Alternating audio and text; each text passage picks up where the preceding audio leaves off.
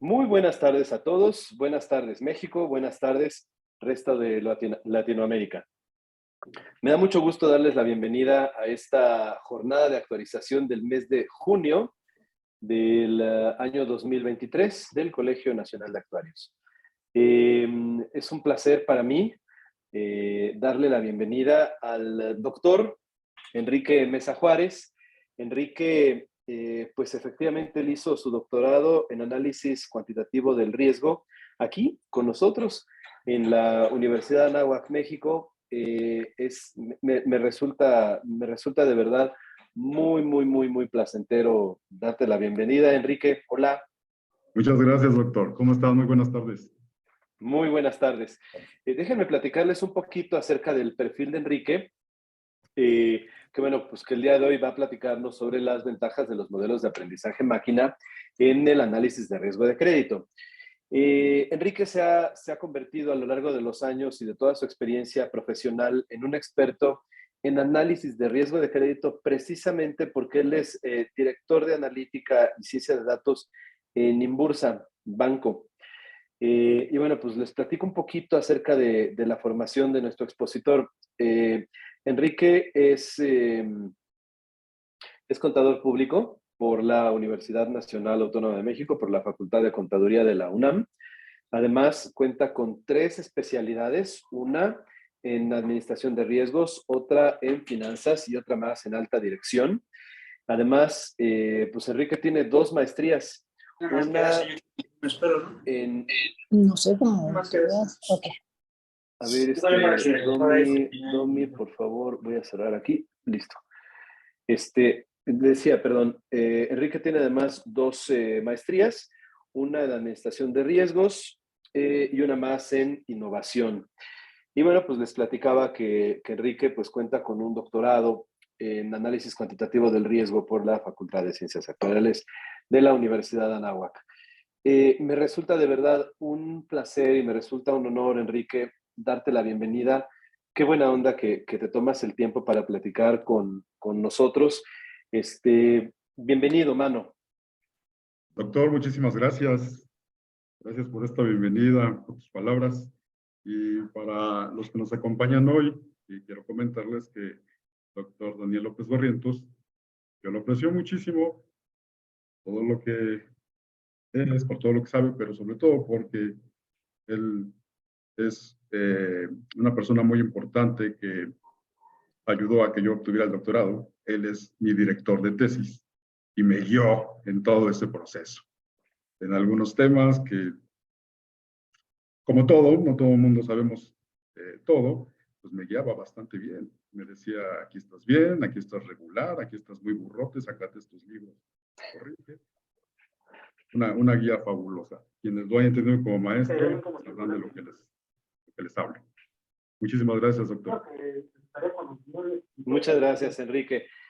Pues adelante, ahora sí, arránquese. Si quieres pasarnos una presentación, ahora tienes permiso de coanfitrión. Adelante, por favor. Yo sigo aquí. Muchas gracias. Ahí pueden ver mi presentación. Sí, podemos verla. ¿Bien? Perfecto. Pues nuevamente agradecerles a todos por estar presentes el día de hoy en esta charla, por atender.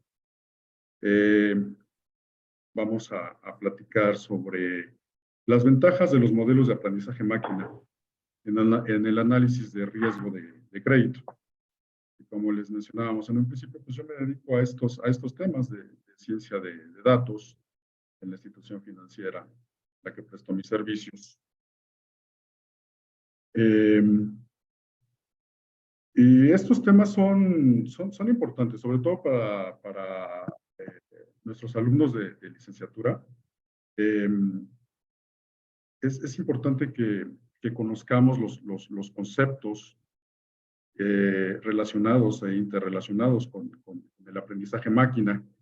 En esta charla me voy a permitir referirme al aprendizaje máquina también con su anglicismo, que es Machine Learning. Y como mencionaba, es importante conocer qué es Machine Learning y cómo se relaciona con otros términos, como es la inteligencia artificial, como es el Deep Learning. como es el Big Data, para que tengamos claro de es lo mismo o cómo se relacionan o de qué va todo esto. Entonces, empezamos hablando un poco de inteligencia artificial, machine learning y deep learning. La inteligencia artificial, con base en lo que nos dice Masrur y otros en su obra del 2021, la identifica como la ciencia que permite a las computadoras imitar la inteligencia de las personas, de los seres humanos, para realizar actividades como toma de decisiones, procesamiento de textos, lenguaje natural o percepción visual. Y para poder lograr ese objetivo de imitar la inteligencia humana, se ayuda de áreas como el aprendizaje máquina, que es el tema de hoy, y la visión artificial o la robótica. Digamos que es el mundo macro, la inteligencia artificial. Ahora, el machine learning donde entra en todo esto. El machine learning, con base en lo que nos dice Mohan y otros en su obra del 2020, es una rama de la inteligencia artificial que se usa, entre otras cosas, en predicción de datos, desarrollo tecnológico, investigación académica, y su proceso consiste en crear un modelo algorítmico que aprende o entrena con datos históricos para encontrar patrones en estos datos que ayuden a predecir alguna información futura. Y por lo general, pues trabaja con datos estructurados. El tema que trabaje con datos estructurados significa que no lo haga con datos no estructurados o semiestructurados. Significa que para que pueda trabajar mejor hay que estructurarlos y en el caso de que no lo estén, pues, alguien, persona, tendría que hacer esta labor de estructurarlos. A diferencia de lo que es el deep learning. El deep learning es una subrama del aprendizaje máquina que puede trabajar con datos no estructurados, como es el caso de las imágenes o los textos libres, y trabaja básicamente creando redes neuronales artificiales. Estas redes neuronales artificiales lo que hacen es tratar de imitar la función del cerebro, la sinapsis que hace el cerebro, a través de funciones matemáticas. Y mientras más capas va agregando a su procesamiento, más profunda se vuelve la red neuronal. Entonces, dicho lo anterior, ya podemos ubicarnos donde nos encontramos. Esto es Machine Learning, que está en el mundo de la inteligencia artificial y que a su vez contiene al Deep Learning.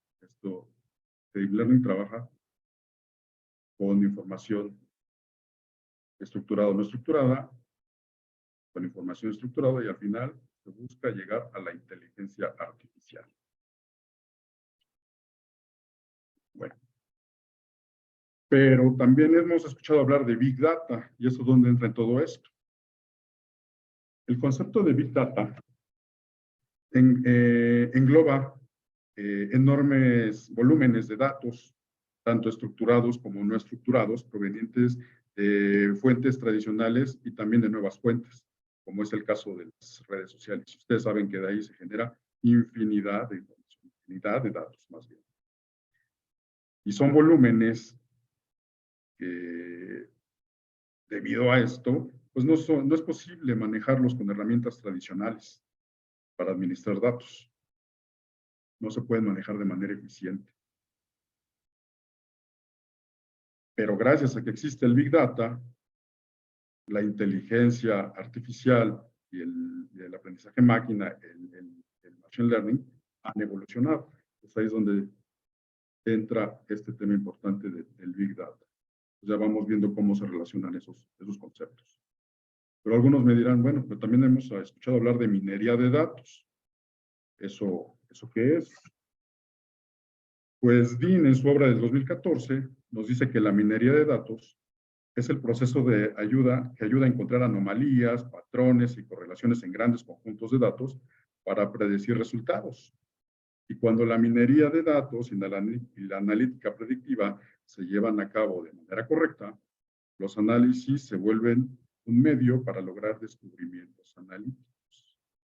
Por lo tanto, si hacemos, para hacer un mejor trabajo, al analizar lo que realmente queremos analizar y separarlo de lo que realmente, el trabajo de predicción que queremos hacer, pues realizamos un mejor trabajo. Analizamos lo que queremos analizar, predecimos lo que queremos predecir. Esto se hace a través de la minería de datos. Y esto se hace a través de combinar diferentes técnicas, que puede ser para llegar a resultados como incrementar ingresos, disminuir costos, mejorar relación con los clientes y administrar riesgos, que es lo que vamos a profundizar un poco más adelante. Entonces, dicho todo esto, bueno, creo que ya tenemos un poquito más claro de lo que es cada concepto, cómo interactúa entre sí, para poder comprender mejor estos temas. Ahora sí, hablando un poco de las ventajas del machine learning, del aprendizaje máquina, pues se pueden englobar en algunos puntos. Si consideramos lo que nos dice la empresa SPSS, que pertenece a IBM, que es uno de los pioneros en estos temas del aprendizaje máquina, podemos encontrar que una de las ventajas es un mayor conocimiento de los clientes. Se puede mejorar la experiencia de estos y facilitar su fidelización. Además, podemos desarrollar e-commerce a través de identificar productos con mayor o menor demanda, identificando la estacionalidad, aprovechando el tráfico de visitas, segmentando. También podemos hacer predicción de tendencias y necesidades, como movimientos en la demanda, necesidades que genera un producto o servicio. También sirve para minimizar los errores y tener acciones preventivas, ya que al contar con un aprendizaje automático, pues los sistemas ayudan a detectar y corregir problemas y errores pasados. Y el machine con el Big Data, al tener esta muy buena relación y al permitirnos el Machine Learning poder manejar estos grandes volúmenes de datos, podemos identificar patrones en los mismos para poder hacer predicciones más precisas o lo que queramos hacer con estos datos. En el caso de la automatización de procesos, pues si la máquina aprende los procesos que debe realizar, pues también puede llegar a perfeccionarlos. Y esto lo hace el Machine Learning. En ciberseguridad también es importante, ya que si la máquina encuentra con su constante aprendizaje que existen patrones o comportamientos anormales también, pues puede ser capaz de predecir un ataque. Y esto es muy valioso para la gente que se dedica a la ciberseguridad. Y otro de las ventajas que encontramos es precisamente al punto al que quería llegar, pues es la toma de decisiones en riesgo crediticio. También ha ayudado muchísimo en este tema, como por ejemplo en la creación de credit scoring o clasificadores de crédito. ¿Y por qué es importante esto? Pues, entre otras cosas, porque, y aquí abro un paréntesis, me voy a permitir tomar unos minutos de su tiempo para explicar por qué evoluciona esto y con base en qué. Y ese tema es la crisis financiera del 2008. Quiero explicarles por qué evolucionó esto de manera exponencial y por qué nos hemos visto beneficiados los que nos dedicamos a la administración de riesgos y sobre todo riesgos de crédito con estos temas del Machine Learning. Entonces, entrando un poco a este tema, la crisis financiera del 2008, Y sobre todo para los que son muy jóvenes y que no la recuerdan o no la tienen muy presente, pues es un buen momento para explicarlo y entender de qué trató todo esto. Sobre todo porque seguimos teniendo secuelas que vienen de ese año, están cumpliendo 15, ¿no? de aquel momento. ¿Cuáles fueron las causas de la crisis financiera? Comenzó en 2008. Pues con base en lo publicado por Tardy y Scott en su obra del 2018, digo, los factores fueron muchos, algunos muy complejos de entender, muy técnicos, pero aquí lo tratamos de resumir con lo que publica Tardy y Scott. Resulta que para la época del gobierno de William Clinton, fue del 94 al 2000, pues comenzó un periodo de desregularización del sector financiero. En aquella época había mucha regulación para el sector financiero que venía desde la crisis del 29. Habían pasado tan mal momento en aquella época que crearon mucha regulación financiera para evitar nuevamente un crack. Y pues esas regulaciones venían arrastrándose desde aquellos años hasta finales del siglo pasado.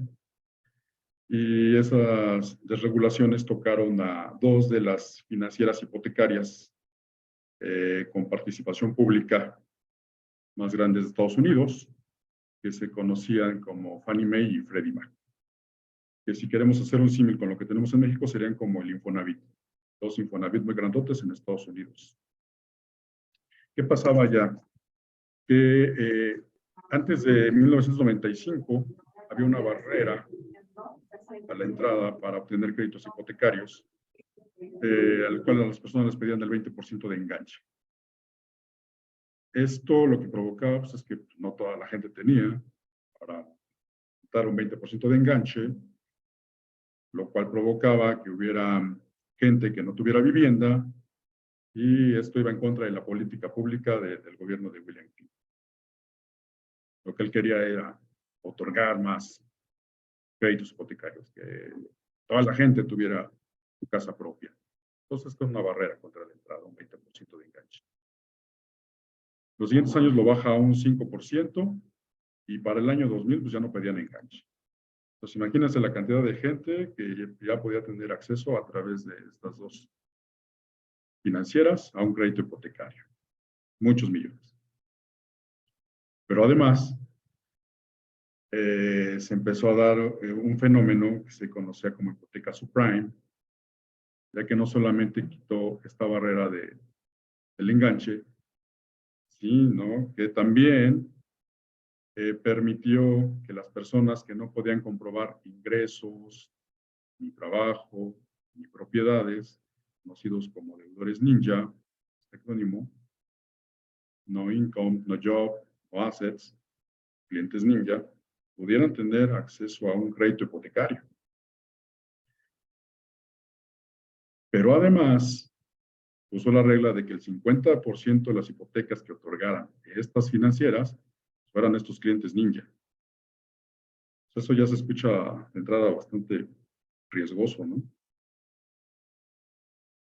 Adicional, y para ayudar un poco en el tema de si no tienen ingresos, no tienen trabajo, no tienen propiedades, pues ayudémosles un poco los primeros años para que puedan pagar una cuota que sea asequible. Entonces, pues, crearon las tasas de interés ajustable. Después de los primeros años, pues iban a pagar poco en realidad. Ni siquiera cubrían en totalidad de los intereses.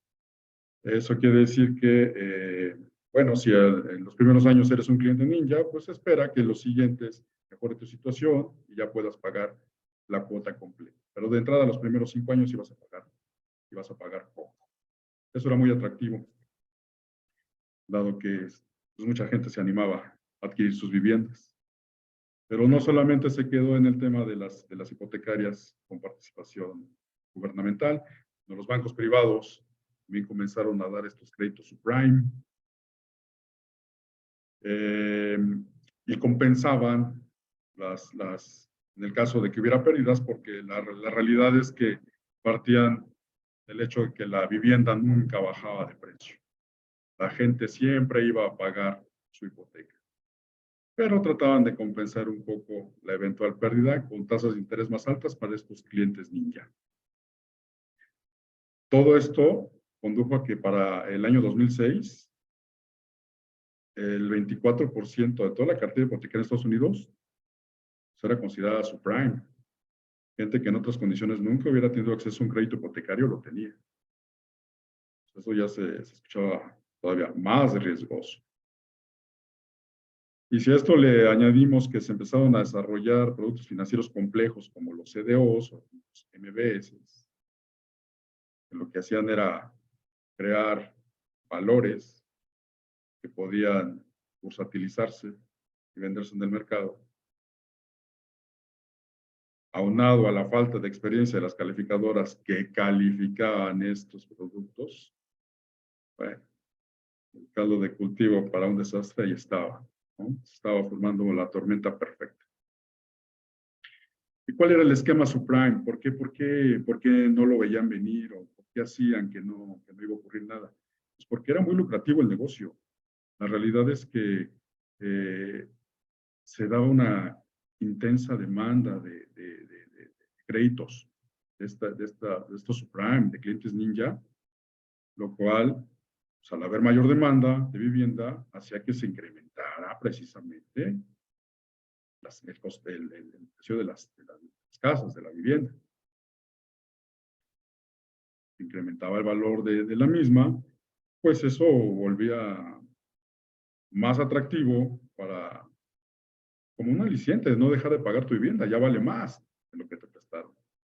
Pero en el caso de que el cliente dejara de pagar, este cliente ninja no pudiera pagar, pues al tener un valor mayor al que originalmente había prestado, pues el banco le retiraba la casa, dado que era la garantía del préstamo, y se lo volvía a colocar a otro cliente ninja.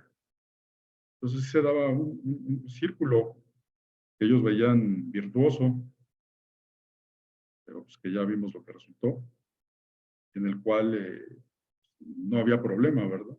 En darle crédito a personas con esas características. Se incrementaba el valor de la vivienda, si no se la quitaban y no volvían a colocar. Se daba este ciclo. Y esto ocurría, pues la verdad es que sí ocurría eso. Aquí lo podemos ver en este índice de precios a la vivienda. Desde el año 2000 no dejaba de bajar el precio de la vivienda, se incrementaba. Entonces, de ahí es que basaban para mantener esos esquemas. Pero, como todo en la vida, pues las cosas no son para siempre. Los clientes ninja no son infinitos. Y esto se puede parecer más a un esquema Ponzi que a otra cosa, ¿no? Ya no hay gente que vaya abajo de la pirámide para subir a los siguientes niveles. Entonces llega un momento, en el año 2007, donde los precios ya de la vivienda ya no se incrementan. Al contrario, empiezan a caer en picado. Dada esa situación, y cuando bajan los precios de la vivienda, ya sea porque deja de haber solicitudes de crédito hipotecario o porque el propio mercado pues ya no tiene esa demanda, pues resulta que a los clientes que habían adquirido su vivienda años atrás, a estos precios, pues dejaron de tener ese mismo valor. Entonces eso se incentivó a que pagaran, ya debían más de lo que realmente costaba el activo, la vivienda. Y eso, aunado a que llegó un punto en el que también la vivienda llegó a estos niveles. Ya era insano. Ya una vivienda ya era totalmente inalcanzable, a pesar de que existían ese tipo de créditos para todo el mundo. Es cuando las burbujas explotan. Llega un momento en que la realidad nos alcanza y esta fiesta que veíamos aquí pues, se acaba y se da esto. Y fíjense la fragilidad. Los prestamistas dependían de gente que pidiera créditos hipotecarios, que estos se los vendían a bancos de inversión, y estos bancos de inversión se los vendían a los inversionistas. Pero todos estos estaban parados en un solo ladrillo, que eran estos propietarios. Y si estos dejaban de pagar, pues esto caía como castillo de naipes. Fue lo que ocurrió. No sé si recuerdan o han escuchado hablar del banco de inversión Lehman Brothers, que era uno de los más grandes bancos de inversión en Estados Unidos con una gran tradición y antigüedad. Precisamente en septiembre del 2015, pues quebró, a pesar de que era un banco de inversión que en su vida dio un crédito hipotecario.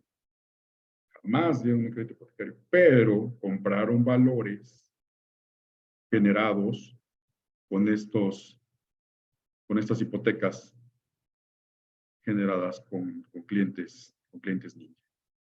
Entonces, al dejar de pagar sus créditos, pues esos valores se van a hacer. Ya no hay nada que los respalde.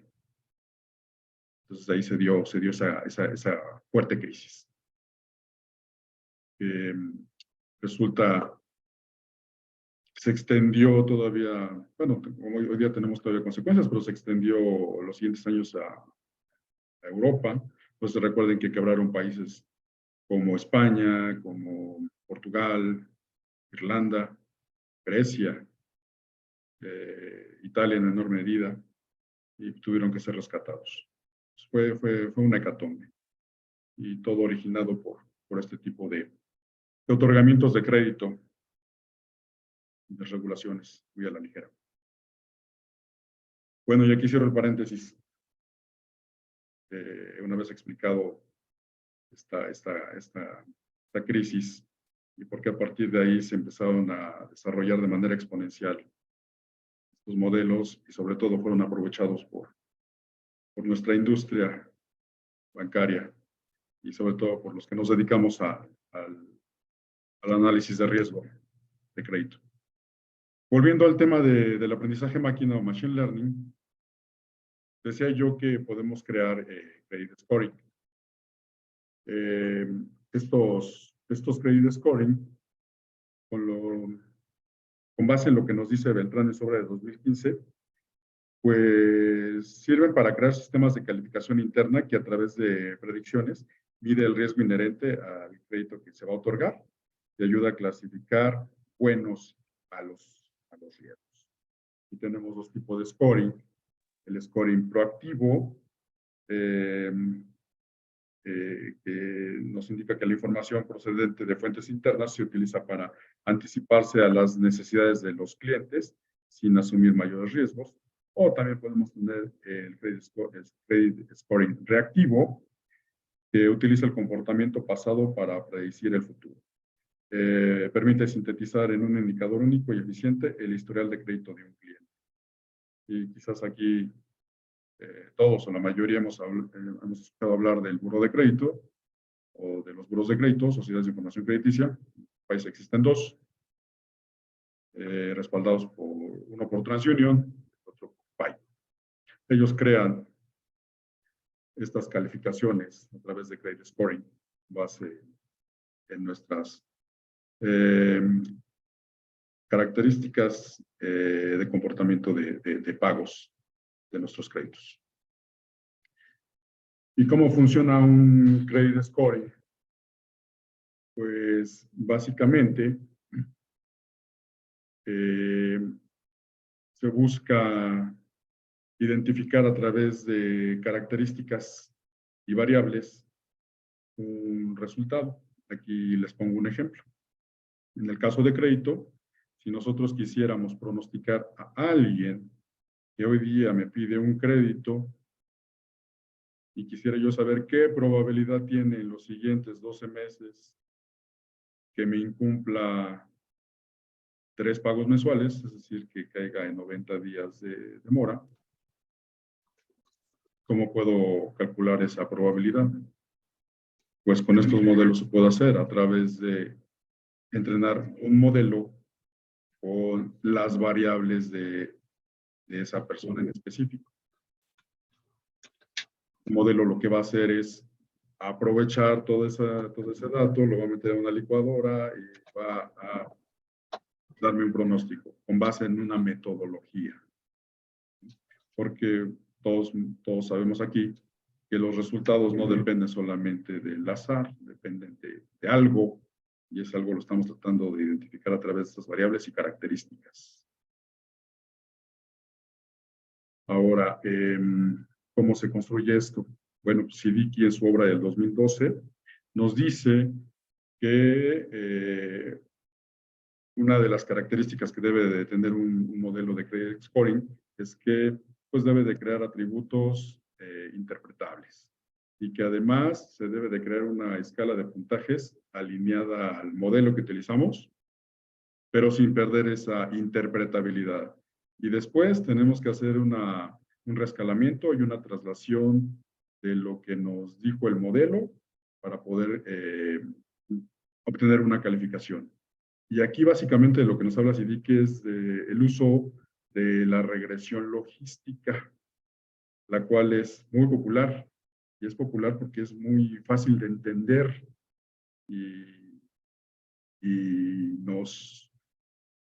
muy interpretable además, lo cual pues nos sirve para identificar fácilmente esas relaciones que existen en el resultado con las variables que utilizamos para poderlo pronosticar. El tema es que una regresión logística por sí misma no es un modelo machine learning. Puede ser utilizado, claro, con otras metodologías. Lo aplicamos en una metodología boosting. Sí lo podemos aprovechar una regresión logística para que una máquina aprenda, pero por sí mismo no lo es. Y aquí de lo que yo les vengo a hablar es del machine learning, de algoritmos de aprendizaje máquina diferentes a una regresión logística llana. El problema es que con los algoritmos de machine learning, pues esta interpretabilidad no es tan fácil como la que tendríamos con la regresión logística. Se complica, ya que las metodologías pues manejan de diferente manera las variables para crear ese credit scoring. La ventaja es que para nuestros días, dado que esto evoluciona constantemente, diario diría yo, pues ya contamos con otras técnicas estadísticas que nos ayudan a recuperar esa interpretabilidad. Entonces sí, ya podemos utilizar algoritmos machine learning para crear credit scorings, que son muy importantes para esta industria, y sobre todo para poder explicar quienes toman las decisiones en las empresas. Las decisiones en las empresas pues las toma la alta dirección, y la alta dirección pues no necesariamente son expertos en estos temas, ni en matemáticas, ni en estadística. Nosotros tenemos que ser capaces de explicárselos. Y con base en lo que ha evolucionado algoritmos en diferentes plataformas, podemos hacerlo. Y les indico algunas de estas técnicas estadísticas que nos ayudan a identificar variables que influyen en el resultado de manera gráfica y con ello no tenemos que basar solamente en una regresión logística. Podemos ir controlando con ella, claro, para ir viendo más o menos si tiene sentido lo que estoy viendo. Obviamente también tenemos que saber interpretar la metodología que estamos utilizando, conocerla. Pero lo que les quiero transmitir es que hoy día ya es más fácil que hace todavía 2 o 3 años. Pueden utilizar ya tipo de algoritmos para la creación de credit scoring. Y también para clasificadores de crédito, que lo que hacen los clasificadores de crédito es también darnos un pronóstico, pero aquí con una respuesta binaria. Por ejemplo, si va a ser un buen riesgo el crédito que voy a otorgar o va a ser un mal riesgo. Los clasificadores de crédito nos ayudan a poder dar ese pronóstico con base en una probabilidad. ¿Y cómo valoramos la predicción que hacen los modelos? Pues al final vamos a tener un resultado. Y ese resultado lo vamos a poder ordenar en esto que se llama matriz de confusión o clasificación. En la jerga se le llama matriz de confusión, en donde tenemos un resultado observado, un resultado real, donde uno podemos decir son malos riesgos, 0 son buenos riesgos, y lo que nos diría el modelo una vez entrenado. Nos dice, pues también te voy a dar un resultado con base a una probabilidad de 1 o 0, que es lo que me estás pidiendo. Una vez obtenido el resultado, vamos a poder identificar a quienes sí les atinó, que les vamos a llamar verdaderos positivos, y a quienes no, falsos positivos, o falsos negativos y verdaderos negativos. A este y a este le atina el modelo, a este y a este no. Pues con eso podemos ya obtener métricas, las cuales las vamos a llamar sensibilidad y especificidad, que se obtienen con esta ecuación. Verdaderos positivos entre la suma de verdaderos positivos más falsos negativos, y la especificidad, verdaderos negativos entre la suma de verdaderos negativos más falsos positivos. Esto es muy importante porque dependiendo de lo que queremos responder es pues en la métrica en la que más nos vamos a aplicar. En este caso, la sensibilidad para un modelo que está tratando de identificar un mal riesgo es muy importante, más que la especificidad. Estos se dedican a encontrar a los malos riesgos y estos a los buenos riesgos. Y con base en esto que comentamos, pues qué herramienta podemos utilizar que aproveche esa matriz de confusión y esas dos métricas, sensibilidad y especificidad, pues la mejor que tenemos, bueno, no la mejor, pero sí es muy popular y a mí me gusta mucho, es la curva ROC, que con base en lo que nos dice Southard en su obra del año 2012, podemos decir que la curva ROC es una herramienta de análisis visual que sirve para comparar el poder discriminante de diferentes modelos de clasificación. Y pues veamos más o menos cómo es un día a día para un científico de datos en la creación de modelos Machine Learning. Pues aquí lo que les puedo decir es que pasos más, pasos menos, todos hacemos algo similar a esto. En este caso, yo tenía una base de datos de alrededor de 1 millón de observaciones. 1 millón de clientes que les he dado crédito a lo largo de la historia para determinado producto. Bueno, pues yo por lo general desarrollo en R o en Python. Son open source, no hay que pagar, a diferencia de SPSS o SAS, si hay que comprar licencias. No, para R y RStudio no es necesario, tampoco para Python, y son herramientas muy poderosas. Entonces, en este caso el ejemplo es modelos desarrollados en R, la cual de ese millón de observaciones, tomé el 50%. Y la metodología nos pide, pues, asegúrate de tener la misma cantidad de buenos riesgos y malos riesgos. Pues eso es complicado. La idea es tener muy poquitos malos riesgos en tu cartera, y si a priori de manera aleatoria seleccionas 50% de esa cartera y resulta que la mitad son buenos riesgos y la mitad malos riesgos, algo has hecho mal en la historia. Entonces eso es muy complicado que se dé. Por lo general siempre vas a tener una mayor cantidad de buenos riesgos y muy poquitos malos, pero necesitas saber qué características tienen esos malos para cerrarles la puerta y evitar problemas como los que ya vimos que dieron origen a la crisis financiera. Para poder hacer un balance de buenos riesgos y malos riesgos, poder tener esa base con la que podamos entrenar, Existen diferentes metodologías que pueden ser oversampling o undersampling. Esto es, si yo tengo 400,000 observaciones buenos riesgos y solamente 100,000 malos riesgos, puedo, con esta metodología de oversampling, puedo complementar lo que me falta para tener 500,000 y 500,000. O al revés, solamente tengo 100,000 y 500,000, puedo quitarle a este 400,000 para tener 100,000 y 100,000. La idea es tener una base balanceada, que las metodologías sean capaces de separar, de identificar, para no sesgar. Si tengo una base donde abundan los buenos riesgos, pues me va a salir un modelo que me va a decir, pues todos son buenos riesgos y le voy a atinar al 80, 90%, porque así se compone la cartera.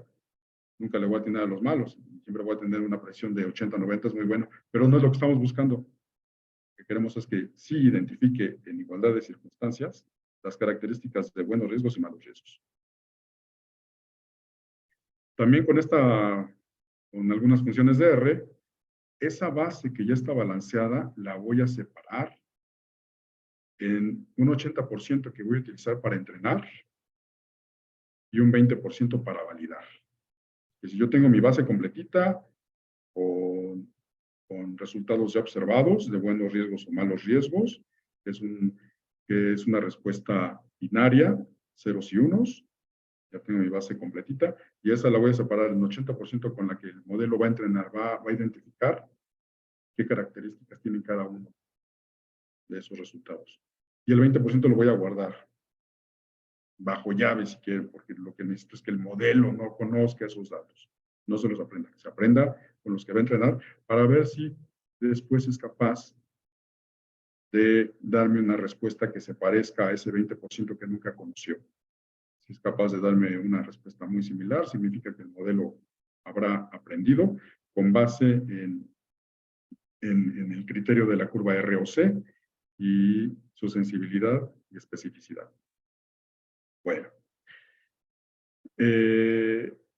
Y a partir de esas muestras del 80%, voy a realizar, le voy a decir al modelo, lo voy a programar, voy a dar ciertas líneas de instrucción, donde le estaré indicando que va a realizar una validación cruzada con 5 capas y 3 repeticiones. Esto para términos prácticos significa que va a entrenar con todos los elementos de la base y va a validar también con todos los elementos de la base. Es como el fútbol total de los 70. Todo el mundo ataca, todo el mundo defiende. El modelo va a aprender de toda la información con la que, todos los datos con los que cuenta.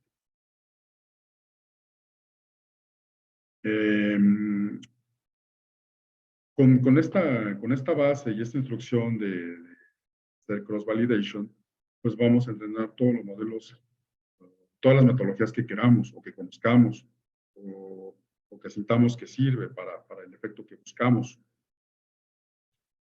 Porque no solamente es una, son N, pero no todas sirven para todo. Nosotros con base en experiencia, pues podemos saber qué modelos queremos probar y hacer especies de champion challenger para poder saber qué modelo nos va a servir mejor para nuestras predicciones. Y al final, el que haya ganado, todavía lo podemos refinar, dándole hiperparámetros más finos para que sea aún más preciso de lo que ya era. Bueno, pues aquí les tengo el resultado de lo que generé una vez que, con base en esa base de datos de 1 millón de clientes y sus resultados, pude entrenar yo 10 modelos distintos, 10 metodologías distintas, sin olvidarnos de nuestro amigo la regresión logística. Aquí ya lo ordené con base en los resultados que obtuve y el área bajo la curva ROC, donde, como pueden ver, el que mejor identifica los malos riesgos es el Boosted Classification Tree, que es un algoritmo Machine Learning que se basa en árboles de clasificación. Esto ya me da pretexto para más adelante volver a participar en esta jornada para hablarles más específicamente de este tipo de metodologías y de qué va cada una de ellas. Aquí lo que me interesa es que vean que se utilizaron 10 distintas metodologías y una vez ordenadas podemos identificar quién identifica mejor a los malos riesgos y a los buenos riesgos. En este caso, a mí me interesa la parte de identificar a los malos riesgos. Y dado que esta ganó, como les mencionaba, lo afinamos más, le damos más tiempo a la máquina para que aprenda con parámetros más precisos y obtenemos todavía un mejor resultado. Tal vez la curva ROC sea un resultado marginal en cuanto a mejora, que traíamos 84.05 contra 84.79, pero donde mejora considerablemente es en la sensibilidad. Llega hasta 90% cuando traía cerca de 86. Esto quiere decir que de cada 100 malos riesgos, mi modelo le atinó a 90. Y sí, solamente de los buenos riesgos le atina a 65, pero mi idea es, de entrada, identificar los malos. Entonces, como pueden ver, esta metodología Machine Learning da muy buenos resultados, mucho más que una regresión logística. Que aquí, como vemos, la regresión logística le dio batalla al Super Vector Machine con un kernel lineal y a las redes neuronales. Dio un mejor resultado, pero quedó por abajo de estas otras 7 metodologías. Entonces, así es como nos damos cuenta qué metodología nos sirve para nuestro caso en particular. Aquí, obviamente, pues sí tenemos que estudiarle un poco, ¿no? A de qué trata cada una de estas metodologías y cómo se programaría en R. Pero bueno, es lo bonito de estas actividades. A los que se quieran dedicar a esto, es un mundo fascinante. Bueno, ¿y todo eso para qué? Bueno, pues como les decía yo, para empezar nos puede ayudar a generar una scorecard, que no es otra cosa más que un sistema que nos ayuda a calcular o a determinar una calificación haciendo ciertas transformaciones del modelo que utilizamos para entrenar. Nos da una calificación, nos da una base, y a esa base le vamos sumando o restando puntos con base en sus características, cada una de las variables. Solamente muestro algunas como sexo, estado civil, si tiene o no teléfono para contactarlo, a qué se dedica, el índice de marginalidad del lugar donde habita, si tiene ahorros, si tiene alguna tarjeta de crédito con alguna otra institución, si tiene contratado préstamo personal. También hemos identificado que los que adquieren seguros de auto son mejores riesgos y podríamos considerarlo como algo obvio, ¿no? Alguien que contrata un seguro de auto, pues se puede considerar una persona más responsable que alguien que no. Lo mismo alguien que contrata un seguro de vida. Si tiene seguro de vida da puntos más que el que no. El rango de edad. Todas estas características, sumando, restando, nos da una calificación. Esa calificación puede ser utilizada, aprovechada para crear una tabla de ganancia, y esa tabla de ganancia, una vez organizada, ordenada, nos permite asociar la calificación que calculamos acá a una probabilidad de incumplimiento con base también en el resultado de un modelo Machine Learning. Como ven aquí, a menor calificación, mayor probabilidad de incumplimiento y viceversa. Mientras mejor calificados estemos, pues supone una menor probabilidad del incumplimiento. Y vemos que ordena muy bonito. Ordena casi perfecto. Eso quiere decir que ya de manera gráfica podemos asociar nuestra calificación construida con todo lo que les mencioné anteriormente, asociado a una probabilidad de incumplimiento que también sale de esos modelos Machine Learning, para poder tomar decisiones como saber en qué punto de corte, que por eso lo señalé aquí en azul, poder decidir a qué personas les vamos a dar un crédito. Todos aquellos que tengan una calificación menor a 600, en este ejemplo, no les daríamos un crédito. Todos los que estén a partir de 600 sí. ¿Y por qué 600? Porque lo que dice mi KS, indicador de KS, que no es otra cosa más que los dos puntos donde al mismo tiempo rechazo a la menor cantidad de buenos y a la mayor cantidad de malos riesgos. Una vez graficado, identificamos ese score donde ocurre esto. Lo que buscamos es no rechazar a tantos buenos, pero sí rechazar a la mayor cantidad de malos riesgos. Esto lo hacemos ayudados con el indicador KS. Aquí pues ya podemos nosotros decir, aquí pongo mi punto de corte. Esto también lo entiende muy bien la alta dirección. Así es como se toman las decisiones y así es como se puede dar las propuestas para otorgamientos de crédito con el uso de técnicas Machine Learning. Y esto no solamente es en beneficio de las instituciones otorgantes de crédito, esto también es en beneficio de los usuarios de crédito. Porque miren, a partir de esta información, pues las instituciones de crédito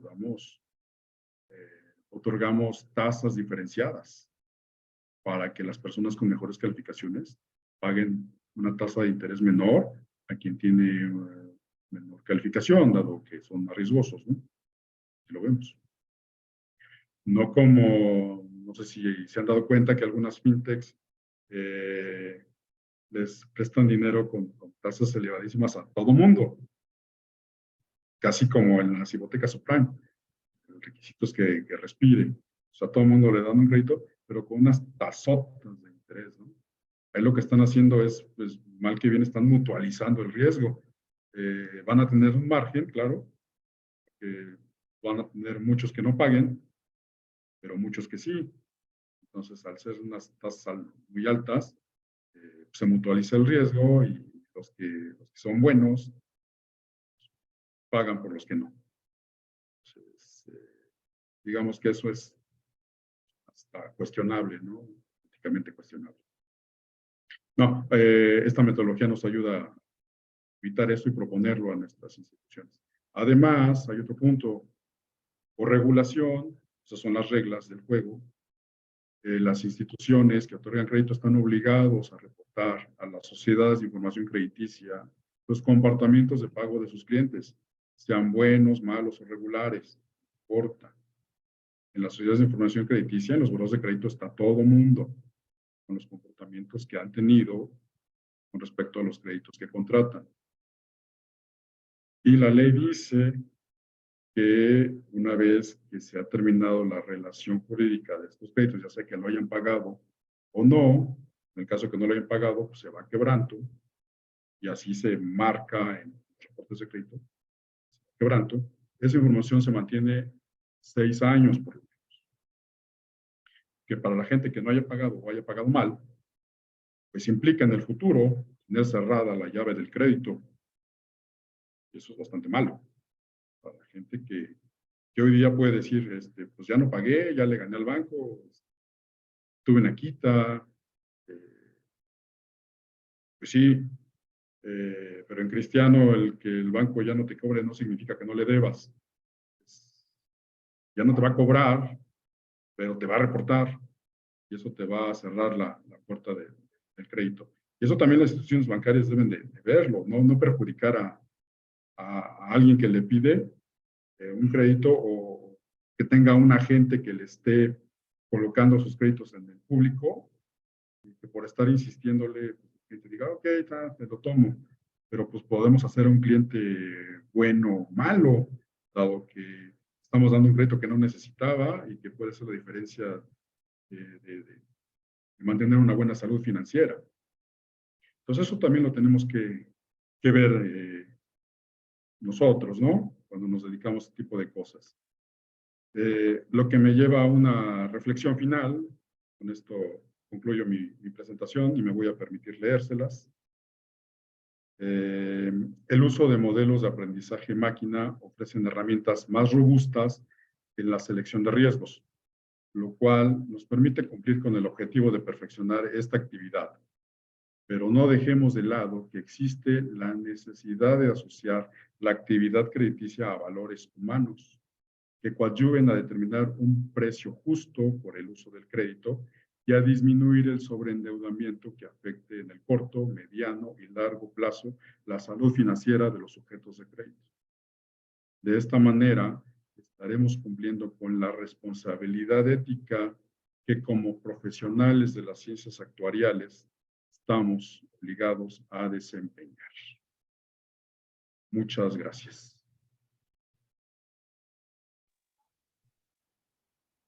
Oye, pues muchas gracias a ti, Enrique.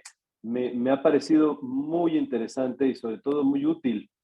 Fíjate, hay varias personas aquí que son estudiantes, pero también hay varios aquí que pues ya no, que ya tienen algunos años ejerciendo. Creo que una de las cosas más destacables es cuando dijiste, todos estamos en el buro de crédito, ¿no? Sí. Sí, porque clásico que la gente te dice, no tienes que pagar porque si no te van a mandar a buró de crédito, ¿no? Ah, Clásico eso, ¿no? Pero pues en realidad no es que te van a mandar a buró de crédito, o sea, ya estás en buró de crédito, ¿no? desde el momento que se les otorga el crédito, un par de días después ya reportaron.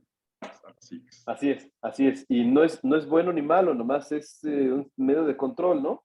Así es. Vamos a ver, abramos el foro para las preguntas de nuestra audiencia. Entonces vamos a ver, hay varias personas aquí, algunos de ellos son actores certificados, algunos de ellos son estudiantes actuales de la licenciatura. Me da mucho gusto ver algunas caras conocidas, por ejemplo, hola Eder. Entonces vamos a ver, ¿quién quiere hacer una pregunta para nuestro expositor?